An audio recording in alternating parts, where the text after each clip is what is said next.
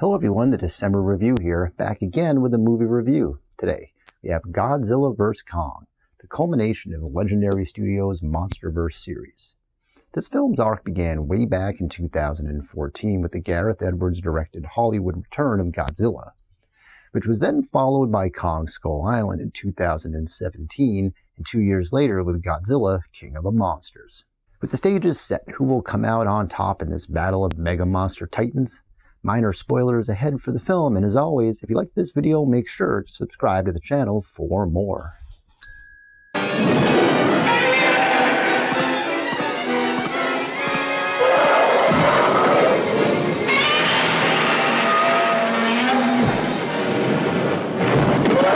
Hey, wait a minute, that's not the right film.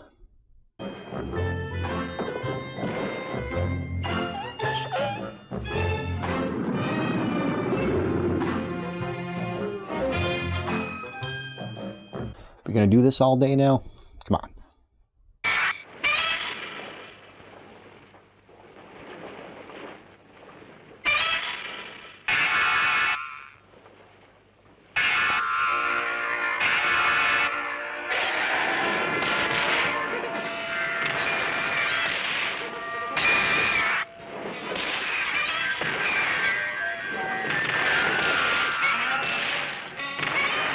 Alright, that was actually kind of cool.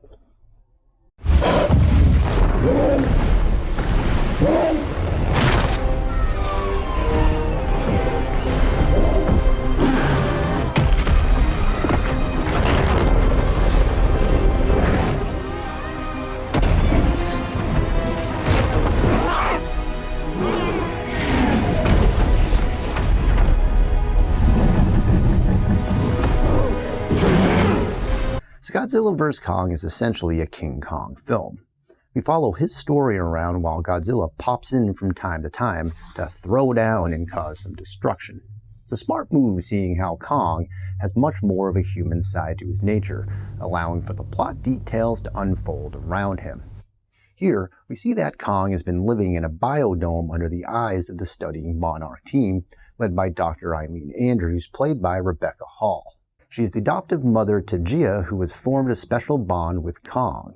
Things get moving along as we find the Apex Company looking to build the ultimate weapon to take Godzilla out for good. They figure that they can use Kong to get to an energy source located in Hollow Earth to finish building it. By doing so, they provoke Godzilla, who ends up attacking one of their facilities, and then Kong himself. Once inside Hollow Earth, Apex collects their sample and begins to finalize its plans. Godzilla shows up, goes toe-to-toe with Kong for a while before the two of them team up to do battle against this ultimate weapon. That's the basic story arc for the film, but there's a lot more detail going on within its structure. Before I get too carried away with its plot devices, let's talk about the main reason we are here. Godzilla vs. Kong. They fight a lot, and they do some major damage to each other and the areas around them. The first match occurs as Kong is being transported to Antarctica to begin the Hollow Earth mission. They have him sedated and chained up. Once Godzilla arrives, though, Kong is at a severe disadvantage. The action is non-stop and a treat to watch. The ocean setting is the perfect backdrop to showcase Godzilla's tactical awareness. Ships and helicopters blow up, mayhem and chaos ensue, and our two titans live on to fight again. Barely. Kong gets an assist from our human friends just in the nick of time.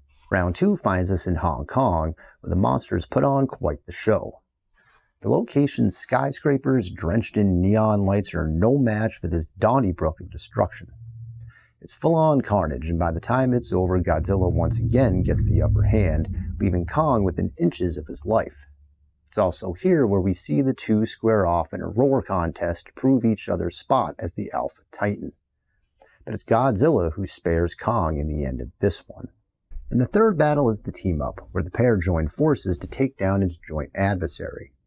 The climax is as a thrilling moment as you will see in any recent movie. It's a well-crafted, big-budget spectacle of a battle that hit a grand slam in the kaiju department. Kong even gets a bit of a Thor's hammer moment here in the form of a battle axe seemingly built from the scales of Godzilla or something similar. This levels the playing field against Godzilla's nuclear fire. Along the way, there are a few other cool battles Kong must face, Once in Hollow Earth, there are some pesky creatures looking to take him down, but Kong manages to shrug them off and get a refreshing drink out of the whole deal. So the action is top-notch, and if that's all you want, then this movie will deliver. The fight scenes are spaced out just well enough to keep the pacing going at full speed. We get daytime fights allowing us to see all of the action, while the direction thankfully didn't focus too much on the close shots, instead pulling back to show the giants in full form. Take note, Michael Bay. We just wanted to make this one more cinematic. On the other side of the coin, though, there is the plot and our human friends. The film tries to walk a very, very thin line between its narrative, emotions, and dialogue. I found some of it to be quite poignant, specifically the bond between Gia and Kong. Their first scene together early on really stands out and sets the bar for what the human interaction should be. As does the moment where we learn that Kong knows sign language, and when the movie shifts to Gia's perspective, going silent to emote her surroundings. Unfortunately, the film can't keep that level of quality up, so we also get a whole lot of talking about the things we're seeing or over-explaining. At times it feels like a running commentary where I half expected Jim Ross to pop up at any time. Well, that actually would have been pretty cool.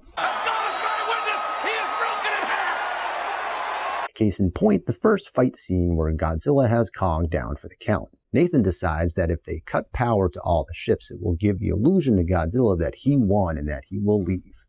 Apparently all it takes to power down a massive fleet is hitting a red button and waiting 3 seconds. And sure enough, they were right as Godzilla swims away. It's eye-rolling 101. As too is the arrival at Hollow Earth, where after an epic descent consisting of gravitational inversion, a complicated flight pattern that previously took the life of Nathan's brother, well, it's nonchalantly shrugged off as if our team was stepping off the red-eye from Los Angeles to Manhattan. But complaining of such things seems trivial in a film involving King Kong and Godzilla. Plot points and line delivery really shouldn't be scrutinized in the same way as if I was watching, say, a Paul Thomas Anderson film. But they do hit the perfect tone at times, and it makes me wish they were able to do that more. We even get the moment where some of our heroes have been captured by the evil bad guy, and then brought to his top-secret lair. And he begins to give his Dr. Evil speech explaining all of his motives. Commence more eye-rolling, but the moment ends up going in a different direction that I didn't expect, which once again highlights some of the other examples of things that didn't quite go as well. That said, while on the surface, the plot's talky mumbo-jumbo may need some time to sink in. It's actually pretty smart within the structure of the series thus far, weaving its way through some of the backstory that's brought us up to this point in the movie, including a nice nod to a creature we saw in the last Godzilla film. It also gives Godzilla some reasoning behind his attacks, even if they aren't so apparent at first glance. So overall, Godzilla vs. Kong delivers big on its premise. The two go to war against each other, and it's done exceptionally well. The tone of the film stays pretty consistent despite some lackluster explanations and line delivery. When putting together two global icons, expectations can be as big as the monsters involved, while needing to satisfy two fan bases. Godzilla vs. Kong is a fun and at times fist-pumping action film. I give it 4 out of 5 stars.